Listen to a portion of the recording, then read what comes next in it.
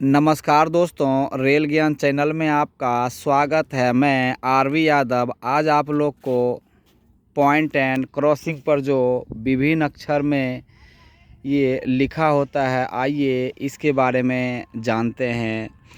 ये वीडियो अगर आपको अच्छा लगे तो सब्सक्राइब, लाइक, शेयर ज़रूर करें और बेल आइकन को ज़रूर दबाएं ताकि आने वाला जो भी वीडियो मेरे द्वारा अपलोड किया जाएगा आप तक आसानी से पहुंच सके। सबसे पहले आइए ये देखिए, क्रॉसिंग पर जो नॉज के सामने ANC लिखा हुआ है, इसका मतलब होता है एक्चुअल नॉज ऑफ क्रॉसिंग। यहाँ पे गेज एंड क्रॉस लेवल नापा जाता है। इसके बाद देखिए ये 100 mm दूर पर ये निशान लगी हुई है, यानी कि ANC से 100 mm पीछे की साइड भी इसका गेज एंड क्रॉस लेवल नापा जाता है। फिर ये देखिए 150 mm यानी ANC से 150 mm पर भी गेज एंड क्रॉस लेवल नापा जाता है। उसके बाद देखिए ANC से 1 मीटर इस साइड और 1 मीटर दूसरी साइड यानी 1 m लिखा हुआ है, इसके सामने भी गेज एंड क्रॉस लेवल नापा जाता है। इसके बाद देखिए DOL यानी डेट ऑफ लेइंग यानी 8/2016 लिखा हुआ है। ये क्रॉसिंग 2016 का डला हुआ है, 8वां महीना। इसके बाद देखिए क्रॉसिंग के ये दूसरी साइड में भी GXL लिखा हुआ है, इसका मतलब होता है गेज एंड क्रॉस लेवल, और W लिखा हुआ है, इसका मतलब है ये विंग रेल है, और ANC एक्चुअल नॉज ऑफ क्रॉसिंग है। ये DOR है यानी डेट ऑफ रिकंडीशनिंग कब हुआ है, और ये 1 m है यानी ANC से 1 मीटर दूर इसका गेज एंड क्रॉस लेवल नापा जाता है। ये इसका विंग रेल होता है, ये स्प्लाइस रेल होता है, और ये जो नॉज है इसका ये विंग रेल और स्प्लाइस रेल से 2.5 mm नीचे होता है, और ये दोनों 2.5 mm इस ANC से ऊंचा होता है। इसके बाद ये क्रॉसिंग के सामने जो चक्रेल लगा होता है उसके ऊपर भी कुछ ना कुछ लिखा होता है। इसका मतलब क्या होता है, ये देखिए चक्रेल के फर्स्ट बोल्ट है, वहाँ पे जो CRC लिखा है इसका मतलब होता है चक्रेल क्लियरेंस। यहाँ पे इसका चक्रेल क्लियरेंस नापा जाता है। उसके बाद देखिए GXL यानी गेज एंड क्रॉस लेवल, ये ANC से 1 मीटर आगे जो है नापा जाता है। उसके बाद CRC है, सेकंड बोल्ट है, उसके सामने जो है ये चक्रेल क्लियरेंस नापा जाता है। उसके बाद ANC के सामने भी इसका गेज एंड क्रॉस लेवल नापा जाता है यानी एक्चुअल नॉज ऑफ क्रॉसिंग। और फिर ये CRC है यानी चक्रेल क्लियरेंस 3rd नंबर बोल्ट पे नापा जाता है। और ये देखिए GXL यानी गेज एंड क्रॉस लेवल है, और ये लास्ट बोल्ट के पास भी CRC यानी चक्रेल क्लियरेंस नापा जाता है। यानी क्रॉसिंग के सामने दोनों साइड जो चक्रेल लगा होता है उसमें 4 बोल्ट लगा होता है, और चारों बोल्ट के सामने चक्रेल क्लियरेंस नापा जाता है।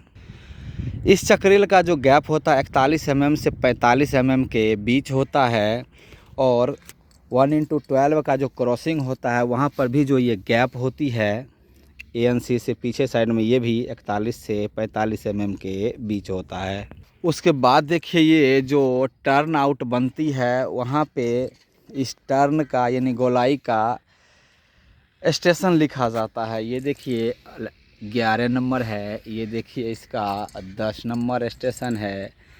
यानी 1/12 का जो क्रॉसिंग होता है उस पर टोटल 11 स्टेशन पर इसकी टर्न आउट की नाप लिया जाता है, और 1/8.5 जो क्रॉसिंग होता है उस पर 7 जगह यानी 7 जगह टर्न आउट इसका कैंट नापा जाता है।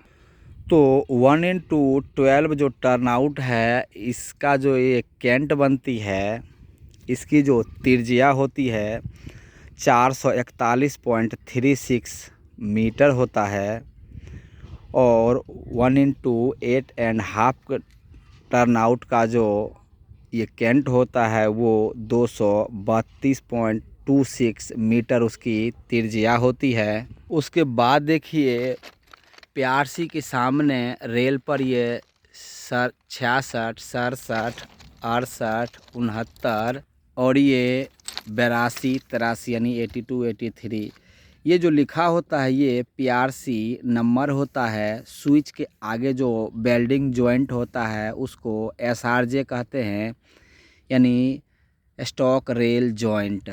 वहाँ से जो पहला स्लीपर स्विच की तरफ होती है उस पर 1 नंबर का होता है, उसके आगे 2, उसके आगे 3, इस तरह से नंबरिंग करते हुए ये सबसे बड़ा स्लीपर देखिए जहाँ ख़त्म होती है वो 83 नंबर का होता है। यानी 1x12 का जो क्रॉसिंग होता है उस पर टोटल PRC 83 होता है और 13 PRC इसका अप्रोच का होता है, तो कुल मिलाकर के 96 PRC होता है। ये देखिए छोटा जो फ्लैटेड स्लीपर है 4, ये इसका अप्रोच का स्लीपर है। ये अप्रोच के स्लीपर इसलिए 4 दिया जाता है कि क्रॉसिंग की जो भी स्लीपर होता है वो उसमें कैंट नहीं होता है, वो बिल्कुल सीधा सपाटा ये देखिए फ्लैटेड बना हुआ होता है। और सिंपल स्लीपर होता है उसमें अंदर की तरफ 1x20 का कैंट दिया होता है। तो जो ये अप्रोच का स्लीपर 5 स्लीपर आगे और 4 स्लीपर ये दोनों साइड में जो लगा होता है, इसका मतलब यही होता है कि वहाँ तक रेल में कैंट नहीं रहे, यानी पॉइंट एंड क्रॉसिंग पर रेल में कैंट नहीं होता है। उस कैंट को पॉइंट एंड क्रॉसिंग के बैकअप 5 स्लीपर तक नहीं रहने के लिए ये स्लीपर लगाया जाता है। और पॉइंट एंड क्रॉसिंग का जो स्लीपर होता है उस पर नंबर राइट साइड में लिखा होता है। ये देखिए जैसे आप देख सकते हैं 49, 50, 51 इस तरह से कि स्लीपर का जो नंबरिंग होगा वो राइट साइड में पॉइंट से स्टार्ट करके लिखा हुआ होता है कि कोई भी आदमी आसानी से उसको लगा सके। उसके बाद आइए ये देखिए स्विच के यानी हाउसिंग के जस्ट आगे 0 लिखा हुआ है। यहाँ पे गज एंड क्रॉस लेवल 0 होना चाहिए। उसके बाद देखिए GXL लिखा हुआ है, ये 450 mm दूर भी इसका गज एंड क्रॉस लेवल नापा जाता है। और हाउसिंग के नॉज से पीछे भी 150 mm पे गेज एंड क्रॉस लेवल नापा जाता है। उसके आगे देखिए ये N लिखा हुआ है, N का मतलब होता है नॉर्मल साइज। और आगे PT नंबर 146, इसका मतलब है ये पॉइंट नंबर 146 है। और ये देखिए दूसरी साइड R लिखा हुआ है, इसका मतलब होता है रिवर्स साइड। ये देखिए स्विच से जस्ट आगे जो वेल्डिंग जोड़ है इसको ही SRJ बोला जाता है, यानी स्टॉक रेल जॉइंट। इससे जस्ट पहला स्लीपर होता है वो 1 नंबर, उसके बाद 2 नंबर, उसके बाद 3 नंबर, इस तरह से 83 नंबर तक क्रॉसिंग का जो स्लीपर होता है उसका नंबरिंग लिखा होता है। इस SRJ जोड़ से आगे जो 5 PRC फ्लैटेड है ये इसका अप्रोच का है। उसके बाद इस चेयर प्लेट के नीचे जो GR पेड यानी ग्रूव्ड रबर पेड लगता है वो 1x12 पॉइंट एंड क्रॉसिंग के ऊपर 3 साइज का GR पेड लगता है। उसका जो नंबर होता है RT 4218, RT 4219, RT 4220, ये 60 kg PRC और 60 kg का टर्न आउट है, वहाँ पे ये रबर पेड लगाया जाता है। इसका थिकनेस रबर पेड का 10 mm होता है। ये देखिए 1x12 का जो स्विच है इसमें 4 स्ट्रेचर बार लगा होता है। और 1x8 का जो टर्न आउट होता है 1x8.5 का, उस पर 3 स्ट्रेचर बार लगा होता है।